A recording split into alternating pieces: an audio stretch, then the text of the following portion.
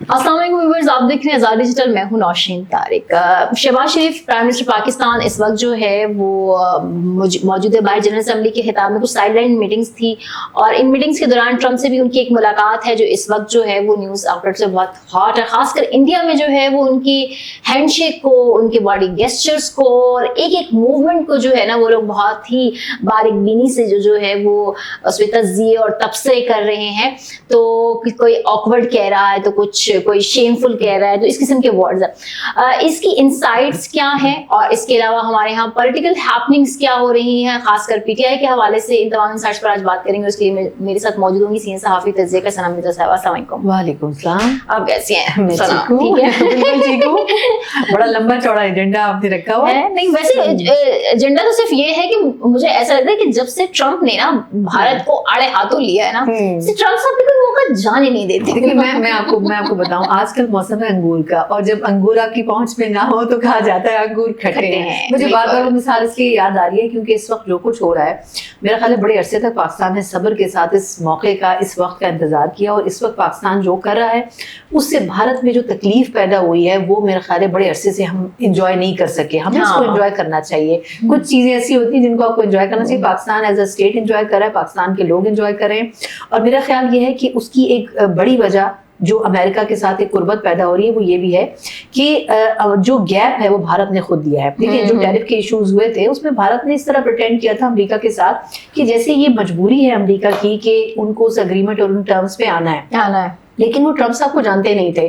Trump साहब कभी किसी से ब्लैकमेल नहीं होते। वाहिद एक लॉबी भी है जिसकी वजह से वो दबाव में होते हैं मुख्तलिफ फैसलों में। इसके अलावा वो कभी किसी के दबाव में नहीं आए। और जो बॉडी लैंग्वेज हमने इस मरतबा शहबाज शरीफ साहब की देखी है, मैं तो कहती हूँ कि मैंने बड़े अरसे से ऐसी बॉडी लैंग्वेज किसी प्राइम मिनिस्टर की नहीं देखी। इतने कॉन्फिडेंट, इतने तरीके के साथ, और जिस तरह वो कोईती अमीर से मिले, मुख्तलिफ ममालिक के लोगों से मिले, सरबराहान से मिले। इस पर हमने पिछले पॉडकास्ट में भी बात की थी कि ये उनके लिए एक बड़ा सक्सेसफुल विजिट साबित हुआ जिससे उनको कनेक्ट करने में, लोगों को करीब लाने में।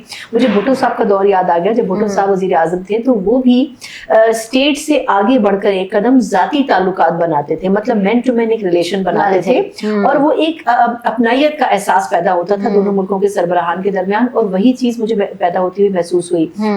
और ट्रंप साहब के साथ उन्होंने जो जेस्चर दिया उसका मतलब ये था कि वो उनके साथ दोबारा से वो क्लोज टाइज चाहते हैं। अब ऑब्वियसली वो क्लोज टाइज किसी जाती ताल्लुक के लिए तो नहीं चाहते होंगे, वो मुल्क के लिए चाहते हैं। तो जो कुछ वो कर रहे हैं वो मुल्क के मफाद में कर रहे हैं। और जब हम ये पॉडकास्ट रिकॉर्ड कर रहे हैं तो इस दौरान उनकी जो मीटिंग है वो बड़ी इंपॉर्टेंट है, और उसमें हमारे फील्ड मार्शल भी हर सूरत शिरकत करेंगे। और मेरा ख्याल ये है कि इसकी एक बड़ी, इसमें 2-3 पहलू अगर आपके पास गुंजाइश हो तो देखिए, इसको हमको नजरअंदाज नहीं करना चाहिए कि इस वक्त जो हमारी डिप्लोमेसी काम कर रही है वो हमारी फॉरेन डिप्लोमेसी काम नहीं कर रही, मिलिट्री डिप्लोमेसी काम कर रही है।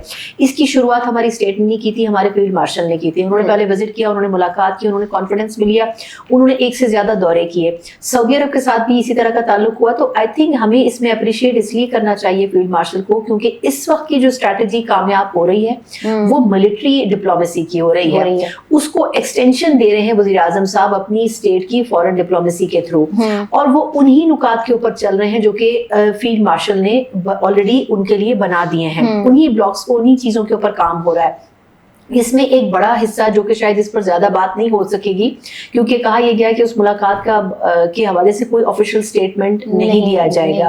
वहां सहाफी भी मौजूद हैं, सब ये जानने की कोशिश करेंगे, लेकिन एक रस्मी सी शायद 1-2 लाइनर किस्म का एलामिया जो है वो आ जाएगा जिसमें ये कहा जाएगा कि वसी तर मुख्तलिफ इशूज की बात हुई है। लेकिन इसमें एक बड़ा मसला है बगराम एयरबेस का जो कि डिस्कस होगा। इसमें एक बड़ा मसला है कि अफगानिस्तान की जो रीफॉर्मेशन है, यानी देखिए अगर आप वो तमाम चीजें देख सके हों जो बगराम एयरबेस के लिए जिस एक्सटेंट तक ट्रंप साहब ने स्टेटमेंट दिया है कि अगर आपने ये ना माना तो फिर हम कुछ भी करेंगे, तो अफगानिस्तान का स्टेक इस वक्त ये लगा हुआ है कि वो जो माना बुनियाद के ऊपर हमें एड मिलती है अमेरिका से, अगर वो चली गई तो हम क्या करेंगे। तो इसलिए मेरा ख्याल ये है कि इसमें 2-3 बड़ी इंपॉर्टेंट चीजें डिस्कस होने वाली हैं। एक, बगराम एयरबेस की जरूरत क्यों महसूस की जा रही है, अमेरिका रीजन में क्यों आना चाहता है, और दूसरा मिडिल ईस्ट में जो एक अनस्टेबिलिटी का एलिमेंट وجہ سے پیدا ہوا ہے وہ اس میں 110% ڈسکس ہوگا. Okay. اور تھرڈ پوائنٹ اس میں بھارت ضرور ڈسکس ہوگا, کیونکہ بھارت کا جو کچھ بھی اس پورے پچھلے چند ماہ میں جو ایکشن رہے وہ پاکستان کو تو پسند نہیں آیا, پاکستان نے اس پر ریاکٹ بھی کیا, لیکن خطے میں کسی بھی ملک کو پسند نہیں آئے. تو اس لیے میرا خیال یہ ہے کہ یہ 2-3 چیزیں ہیں جو کہ اس ملاقات میں سر فہرست ہوں گی, اور پھر اس کے بعد اکانومی کے حوالے سے بھی ڈسکشن ہوگا. دیکھیے امریکہ اس وقت کوئی اور گراؤنڈ ڈھونڈ رہا ہے. ہمیں ایک اور ملاقات کا بھی ذکر کرنا چاہیے کہ ایک ان آفیشیل ملاقات ڈاکٹر یونس صاحب کی ہوئی ہے جو کہ بنگلہ دیش کے چیف ایڈوائزر بھی آپ جی بالکل, اور ان کی وزیر اعظم صاحب سے بھی ملاقات ہوئی ہے. اس ملاقات کو اس لیے بھی فروٹفل لینا چاہیے کہ یہ میرا خیال ہے پہلا موقع ہے جب ان کی فیس ٹو فیس ملاقات ہوئی, اور یہ سائڈ لائن پر ہوئی, لیکن یہ کچھ ایسے سٹیپس ہیں جو کہ پاکستان اپنی اکانومی کے پوائنٹ آف ویو سے لے رہا ہے, اور ہم آگے آنے والے چند ماہ میں اس کے نتائج بھی دیکھیں گے. اور امریکہ کے ساتھ IMF کے وفد سے بھی ہوئی نا, IMF نے تو پاکستان بھی آنا ہے, اور ان کا جو ایجنڈا ہے اس ایجنڈا کے اوپر تقریباً 90% کام ہو چکا ہے. اس میں یہ جو گولڈ ڈیلرز وغیرہ کے بارے میں کہا جا رہا ہے کہ ان کو ٹیکس نیٹ ورک میں لانے کی ساری چیزیں ہو رہی ہیں, وہ تمام اسی کی ایکسٹینشن ہے. لیکن میرا خیال یہ ہے کہ اس مرتبہ ان تمام وزٹ سے بکٹ میں بہت کچھ آئے گا, یعنی جو ہمیں شاید فوری طور پر تو محسوس نہ ہو, لیکن لانگ ٹرم بیسس پہ 2025 کا جو اینڈنگ ہے اور 2026 کی جو شروعات ہے اس میں بہت ساری چیزیں اکانومی کے پوائنٹ آف ویو سے بہتر ہوں گی. ٹھیک ہے, اچھا اب آ جاتے ہیں ذرا تحریک انصاف کی طرف. جو ہے وہ علیمہ خان صاحبہ جو ہیں انہوں نے گفتگو کی ہے میڈیا سے, ان کے ساتھ CM KPK بھی تھے, موجود تھے. تو ایک اور ڈیٹ ان کو مل گئی القادر میں ضمانت کی وجہ سے نا, میں 16 اکتوبر وہ کر دیا. تو اب وہ کہہ رہی تھی کہ پہلے توشہ خانہ میں سزا دیں گے پھر وہاں کی ضمانت ہوگی, اور خان صاحب نے بھی اپنے ٹویٹ میں کچھ ایسے ہی کہا ہے کہ پلان یہ ہے کہ توشہ خانہ میں سزا دینے کے بعد شاید ان کی وہاں پہ سنوائی ہو القادر میں. آپ کو بھی ایسے لگتا ہے؟ دیکھیں اب پہلے تو میں کہوں گی کہ علیمہ خان صاحبہ کو سب کچھ پہلے سے پتہ چل جاتا ہے انٹرسٹنگلی, تو مجھے تو پہلے تو شک ہوتا ہے کبھی کبھی کہ وہ PTI میں ہے یا PTI میں نہیں ہے. اسکرپٹ ایسے چل رہا ہے. ہاں, لیکن میرا خیال یہ ہے کہ یہ انڈرسٹوڈ ہے, پاکستان تحریک انصاف ایک تو اس کو سمجھ چکی ہے کہ خان صاحب شاید جتنے بھی کیسز ان کے جس اسپیڈ سے بھی پروسیڈ کریں, اگر خان صاحب کا جو طرز گفتگو ہے پولیٹیکل پارٹیز کو ڈیل کرنے کا اور حکومت کے ساتھ بات چیت کرنے کا وہ ٹھیک نہیں ہوا تو معاملات کبھی ٹھیک نہیں ہو سکتے. دیکھیں ہم کوئی امریکہ یا ہم کوئی ویسٹ کے کسی اور بڑے کنٹری میں نہیں ہے کہ ہم وہاں ان تمام چیزوں کی بات کریں. خان صاحب کے اپنے دور میں بھی لوگوں کے اوپر جھوٹے کیسز بنائے گئے. اب اگر ان کیسز میں اگر ویٹیج نہیں بھی ہے تو کم از کم خان صاحب کا جو ایک طریقہ ہونا چاہیے وہ یہ ہونا چاہیے کہ وہ کم از کم مذاکرات کے لیے دروازے کھولے. اس میں کوئی دو رائے نہیں ہے کہ کچھ عرصے پہلے مذاکرات ضرور ہونے تھے اور وہ ہو بھی جاتے, لیکن خان صاحب کے ریجڈ بیہیویئر کی وجہ سے وہ تمام چیزیں نہیں ہو سکتی. اچھا سر, میں آپ کو انٹرپٹ کر رہی ہوں, جہاں مذاکرات کی بات کر رہی ہیں آپ ایک دفعہ پھر جو ہے وہ سینیٹر رانا ثناء اللہ نے مذاکرات کی بات کی. مجھے خیال ایسے لگتا ہے کہ ثناء اللہ صاحب کو نا نون لیگ نے رکھا ہے اسی کام کے لیے کہ آپ نے میڈیا پہ کچھ ایسے ہی بیان دے دیں, لیکن دوسری طرف سے PTI کی طرف سے یہ کہا گیا کہ خان صاحب حکومت سے کسی قسم کے مذاکرات نہیں کرنا چاہتے. اور پچھلے دنوں ہم نے یہ بھی دیکھا کہ وہ کہہ رہے تھے کہ کوئی بھی اسٹیبلشمنٹ سے بات نہ کرے, اسٹیبلشمنٹ میں بات کریں تو مجھ سے آ کے اڈیالہ میں بات کریں. اب دیکھیے رانا ثناء اللہ صاحب میرا خیال ہے جب سے یہ حکومت اقتدار میں آئی ہے اس کے بعد سے یہ واحد شخصیت ہیں جنہوں نے ہر کچھ عرصے بعد کہا کہ PTI کو مذاکرات کرنے چاہیے.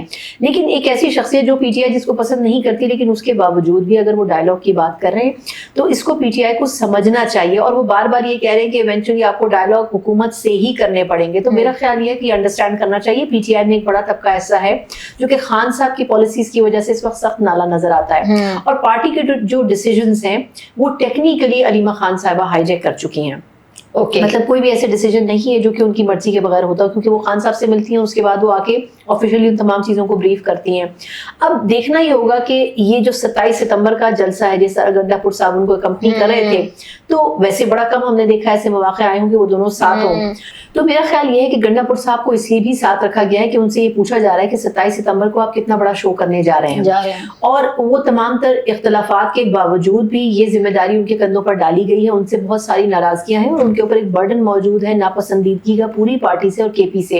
حالانکہ میرا خیال یہ کہ انہوں نے اپنی پوزیشن میں رہتے ہوئے بہت بہتر کام کرنے کی کوشش کی ہے. ان کی جگہ کوئی بھی ہوتا تو اس وقت اگر آپ گنڈا پور صاحب کو سین سے نکال دیں تو آپ کو بظاہر اور کوئی پولیٹیکل شخصیت KP میں اتنی پرومیننٹ نظر نہیں آئے گی. تو اس لیے گنڈا پور صاحب for the timing is the best option جو کہ سسٹین کریں. لیکن گنڈا پور صاحب سے ایکچولی صرف پوچھا یہ گیا ہے کہ بتائیں ہم 27 تاریخ کو کرنے کیا جا رہے ہیں. تو وہ جو بات کہی جا رہی ہے کہ ہم 17 کو ایک فیصلہ لیں گے اور اس کے بعد ہم دوسرا, اس سے پہلے ہمیں دوسرے میں جو ہے وہ قید کر دیا جائے گا. تو میرا خیال یہ کہ یہ سمجھنا پڑے گا کہ خان صاحب کو بھی کچھ عرصے جیل کے اندر رہنا ہے. اب یہ کسی کو اچھا لگے یا برا لگے, اس جیل میں رہتے ہوئے انہوں نے سیاست کیسے کرنی ہے, اب یہ ان کو خود ڈیسائیڈ کرنا. اچھا, آپ کسی بات سے لنک ہے میرا نیکسٹ سوال کہ وہ سیاست کر رہے ہیں ٹویٹر کے تھرو, ان کے پاس ایک کو آن بھی نہیں کرتے. تو اب ٹویٹر جو ہے نا وہ مجھے لگتا ہے حکومت کے لیے بھی مسئلہ بنا. ثناء اللہ کہتے ہیں کہ جی ہم اس کو بند کروائیں گے, ٹویٹر کو بند کروائیں گے, اس میں ملک دشمن مواد ہے. آپ کو لگتا ہے ملک دشمن مواد ہے؟ ایک اگر ہم یہ کہیں کہ وہ آپ کو یاد ہوگا بنگلہ دیش کی وہ بڑی مشہور شخصیت تھی, ان کے حوالے سے جب ٹویٹ کی گئی تب کتنی کنٹروورسی ہوئی. ہمارے فیلڈ مارشل کے بارے میں کیا کچھ ٹویٹ کیا گیا, تب کتنی مطلب ایک طریقے سے شرمندگی کا باعث بنا کہ آپ اپنی فوج کے سربراہ, اپنی ملک کی کمان کے سربراہ کے بارے میں اس قسم کی گفتگو کریں. یہ باتیں دبے لفظوں یا فیس ٹو فیس تو کی جا سکتے. دوسری بات یہ کہ یا تو آپ 100% اون کریں کہ یہ ٹویٹر اکاؤنٹ آپ کا ہے, یا پھر آپ اس کو ڈس اون کریں کہ یہ میرا نہیں ہے. پی ٹی آئی میں اب 90% لوگ یہ سمجھتے ہیں کہ اس ٹویٹر اکاؤنٹ کو پاکستان کے اندر ہونا چاہیے. ان میں سے ایک شخصیت علی محمد خان صاحب نے یہ کہنے کی جسارت کر لی, وہ آج تک اس بارے میں گالیاں کھا رہے ہیں اور وہ غداری کے لیبل ان کے اوپر لگایا جا رہا ہے. لیکن انہوں نے بات ٹھیک کہی کہ دیکھیں ٹویٹر اکاؤنٹ کو ایک کنٹرول طریقے سے آپریٹ ہونا چاہیے. آپ اس اکاؤنٹ کے اوپر اپنی ملک کے خلاف, اپنی قیادت کے خلاف جو ہے وہ کیچڑ نہیں اچھالیں گے. سیاسی حل کی بات کر رہے ہیں نا وہ بیسیکلی, بالکل وہی بات ہے, سینسبل بات ہے. ہاں, لیکن میرا خیال یہ کہ ان کے اوپر جو الزامات لگ رہے ہیں وہ بیچارے خاموش ہی ہوں گے, اور اسی ریزن کی وجہ سے وہ تمام لوگ جو کہ چاہتے ہیں کہ یہ ٹویٹر اکاؤنٹ پاکستان لایا جائے وہ کہہ نہیں پا رہے. اب دیکھیں یہ سمجھنا پڑے گا کہ علی محمد خان صاحب کے اوپر جو لوگ کیچڑ اچھال رہے ہیں اس میں سے کوئی بھی پاکستان میں بیٹھا ہوا نہیں ہے. میں ان میں سے ان لوگوں کے نام نہیں لوں گی, لیکن وہ لوگ ہیں جو کہ امریکہ, لندن اور دوسرے ملکوں میں بیٹھ کر پاکستان کو گالیاں دے رہے ہیں اور پاکستان کی قیادت کو بھی دے رہے ہیں, اور وہ ٹویٹر اکاؤنٹ بھی استعمال کر رہے ہیں. لیکن ان تمام چیزوں میں ایک رول علیمہ خان صاحبہ کا بھی ہے, کیونکہ جو پوسٹ ہونا ہے وہ کنٹینٹ کیا ہونا چاہیے وہ میسنجر کا کام علیمہ خان صاحبہ انجام دے رہے ہیں. اب وہ جس لفظوں کا چناؤ اس میں کیا جاتا ہے وہ بڑا خطرناک ہوتا ہے. تو میرا خیال یہ ہے کہ اس چیز کو انڈرسٹینڈ کرنا پڑے گا کہ وہ جو ڈیمانڈ ہو رہی ہے پی ٹی آئی سے کہ اس ٹویٹر اکاؤنٹ کو پاکستان لایا جائے, وہ ڈیمانڈ غلط نہیں ہے. غلط نہیں ہے. اوکے جناب. اچھا, بلاول بھٹو نے جو ہے نا وہ اپنی سالگرہ کا کیک نہیں کاٹا. لوگ نا ان کو کاٹتے تو ہم بھی کھا لیتے, ہم بھی کھا لیتے. لوگ کہہ رہے ہیں بڑی قربانی دی ہے انہوں نے. تو آپ کو لگتا ہے کہ صرف کیک نہ کاٹنا کافی ہے, کیونکہ سندھ کے اور خاص کر کراچی کے مسائل وہ تو بہت سنگین ہے نا, وہ صرف ایک کیک نہ کاٹنے کی قربانی سے حل نہیں ہوں گے. دیکھیں ایک تو یہ کہ میں پرسنلی نا بلاول صاحب کی بہت مداح ہوں. ہماری اس کی ریزن ہے, یعنی آپ کی حیرت ہے, مجھے اس لیے حیرت ہے. مجھے یہ بتائیں کہ ہماری اس وقت انڈسٹری میں جو پولیٹیکل انڈسٹری ہے مثال ہے, اس میں اور کوئی اتنا کوالیفائڈ پولیٹیشین موجود ہے؟ میرا خیال ہے کہ نہیں ہے. وہ ایک کوالیفائڈ پولیٹیشین ہے, انہوں نے فورن محاذ کے اوپر بہت اچھا as a foreign minister perform کیا ہے. دیکھا جائے تو وہ سینسیبل بات کرتے ہیں, وہ کبھی بلو دا بیلٹ نہیں جاتے. اس کے علاوہ یہ کہ جو کور ایشوز ہوتے ہیں, میں سب سے اچھی چیز جس سے ان کی خوشی ہوتی ہے کہ کہیں بھی انٹرنیشنل فورم پہ جائیں ان کو بڑے طریقے سے جواب دینا آتا ہے اور پاکستان کا موقف رکھنا آتا ہے. یہ ہمارے بہت کم پولیٹیشین جن کو 50 سال بھی ہو گئے نا, وہ بھی یہ کام نہیں کر پاتے طریقے سے.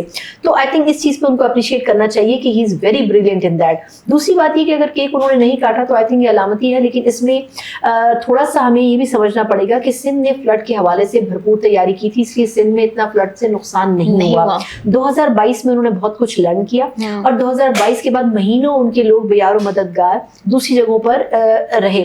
ان کو واپس ریہیبلیٹیشن کے پروسیس کے تھرو ان کو بسایا گیا, لیکن پھر ایک پراپر پلاننگ کے ذریعے بسایا گیا. اس میں اسمارٹنیس یہ تھی کہ پاکستان پیپلز پارٹی نے اپنا پیسہ کم سے کم لگایا اور انٹرنیشنل اداروں جس طرح ورلڈ بینک یا مختلف ترقیاتی جو بینکس تھے, ایشیائی ترقیاتی بینک وغیرہ اس قسم کے جو مختلف پلیٹ فارمز تھے, ان سے انہوں نے لونز لیے اور ان سے انہوں نے وہ فنڈنگ لی جو کہ ویلفیئرلی بیسس پر تھی, اور ان فنڈنگ کے تھرو انہوں نے ان لوگوں کو دوبارہ وہاں پر بسایا. تو یہ اچھی ایک اسمارٹ موو تھی جو کہ پنجاب کو بھی کرنی چاہیے. اب یہ جو بات پیپلز پارٹی کری اور اس کے اوپر بڑے دونوں طرف سے بیانات آ رہے ہیں, تو یہ بات درست ہے. پنجاب مطلب یہ بات کر رہا ہے کہ جی ہمیں موقع نہیں ملا, تو آپ کو موقع اس لیے نہیں ملا کیونکہ آپ نے پلاننگ نہیں کی. آپ کو پہلے سے پتا تھا کہ فلڈ نے آنا ہے. تو اب یہ جو ساری چیزیں ہوئی ہیں اس میں ایک بڑا حصہ اس کا بھی ہے کہ پنجاب وہ پلاننگ نہیں کر سکا.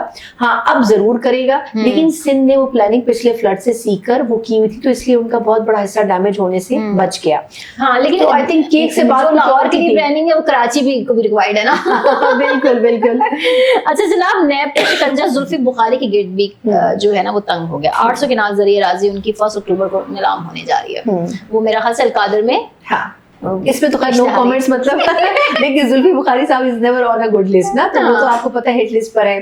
تو میرا خیال یہ کہ ان کو ویسے بھی ان کا پاکستان میں سچ کوئی اسٹیک ہے نہیں, وہ لندن میں ہے اور وہیں پہ سیاست کرتے ہیں. وہ اسپیشلی اس ایک فیز میں پاکستان آئے, انہوں نے یہاں سب کچھ کیا اور جب سب کچھ ختم ہو گیا تو خاموشی سے وائنڈ اپ کر کے ان کو نکال بھی دیا گیا, مطلب چلے نہیں گئے, ان کو نکال بھی دیا گیا. ٹھیک ہے, تو اس لیے میں نہیں سمجھتی کہ ان کا یا شہباز گل صاحب, یہ تمام شخصیات جو ہیں انہوں نے ایک پولیٹیکلی کام تو کیا خان صاحب کے ساتھ, لیکن ان کا کوئی پاکستان کے اندر اسٹیک نہیں ہے. تو اگر ان کے لیے ان کا یہ سب کچھ ہو بھی جاتا ہے, جب ملک ریاض صاحب کی سینکڑوں ایکڑ اراضی سے کوئی فرق نہیں پڑا ان کو, تو زلفی صاحب کو کیوں پڑے گا؟